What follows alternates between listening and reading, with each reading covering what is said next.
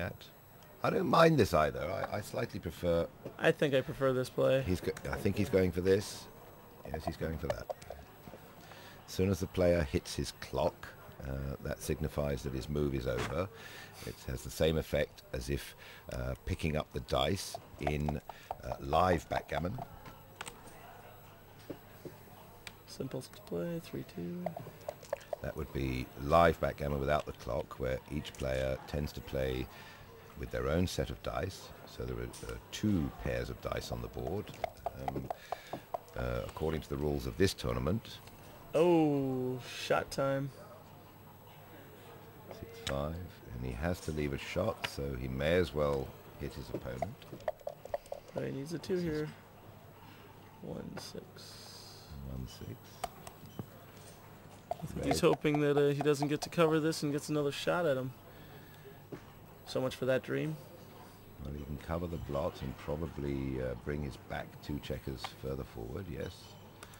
Bit of a no-brainer, this play.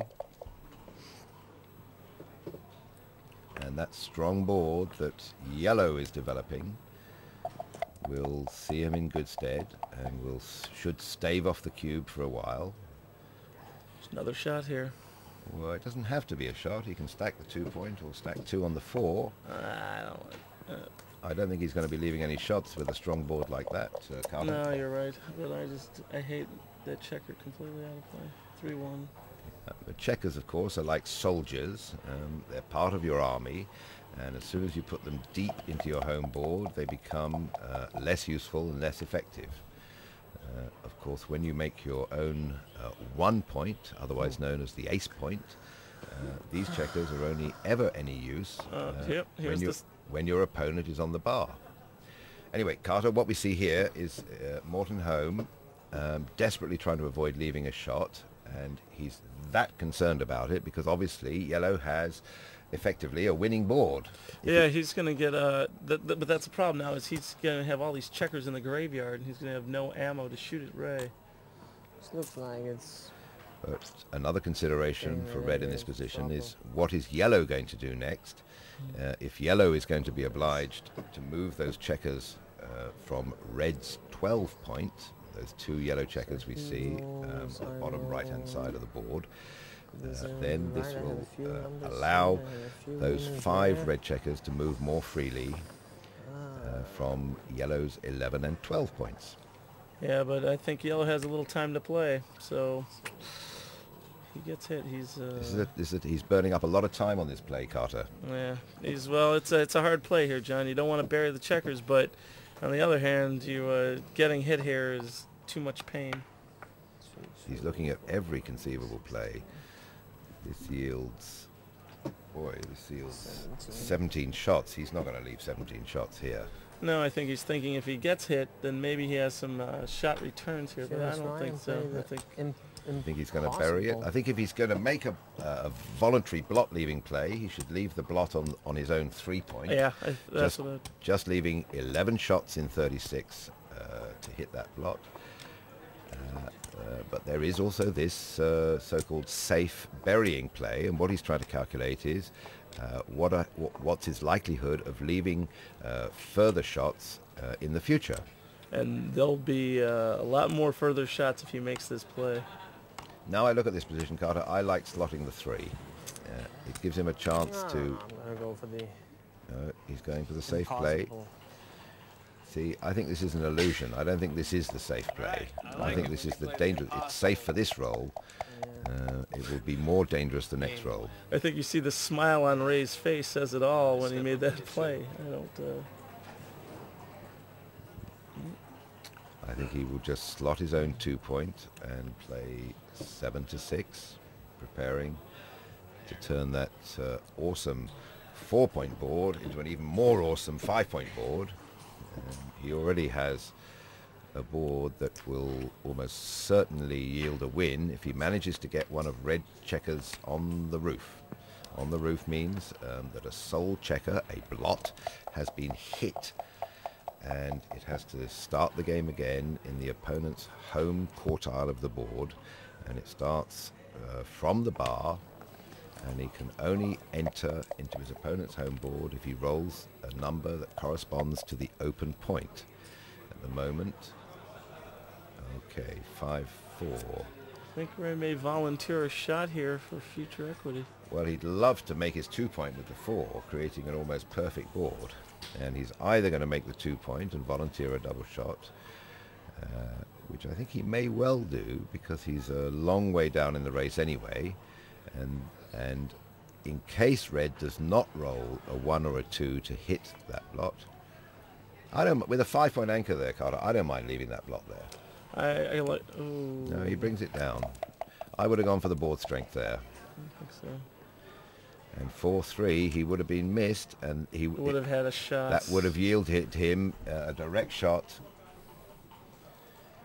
Although, if Morton Home makes this play, I think he's leaving almost as many shots as a direct shot would have been. Wow. I can't believe he's going to do this. He's just going to stack the 6. looking. He's going to stack the 6. He's just having a look. He's considering. Ray's looking for his 8s and 12s. And it's a 10. It's still a good racing number. It brings him 20 pips up in the race, which will put him only 14 pips down after this play.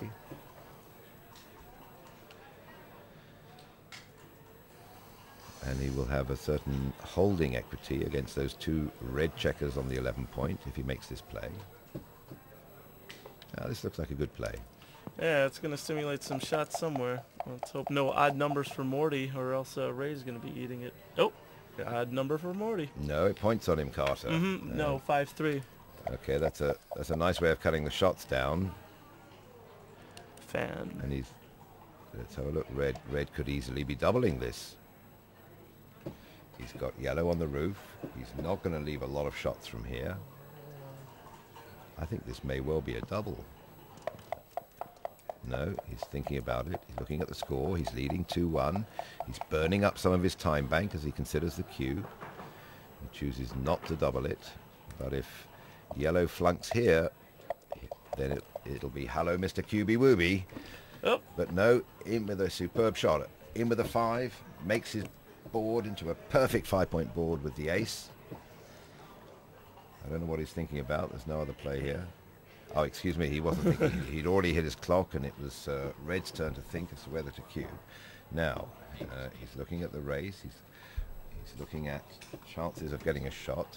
When I say he, on this occasion, I'm referring to Ray Fogelund for the USA, playing yellow, trying to consider whether he has enough percentage chances of winning this game to accept to play it for 2 points instead of the 1 point that this game started off being worth.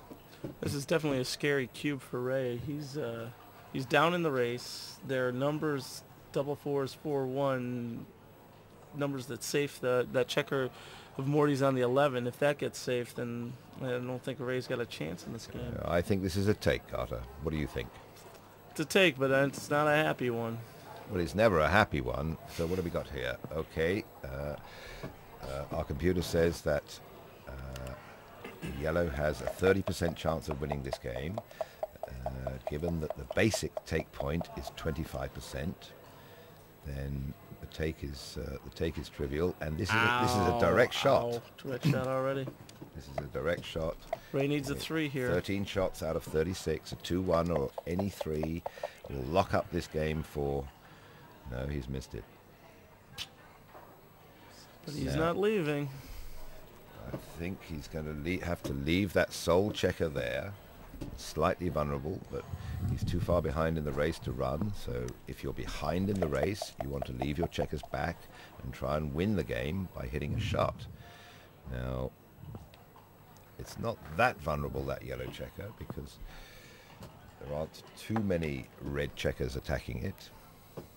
And he's very glad he left it there. He's got a lot of shot equity coming up next roll.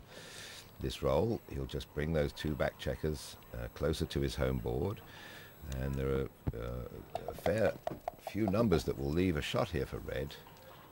5-2, he'll bury a couple of checkers. Right. All the time that red is burying checkers, effectively, yellow is catching up in the race. 3-2. Again, he will leave that checker there.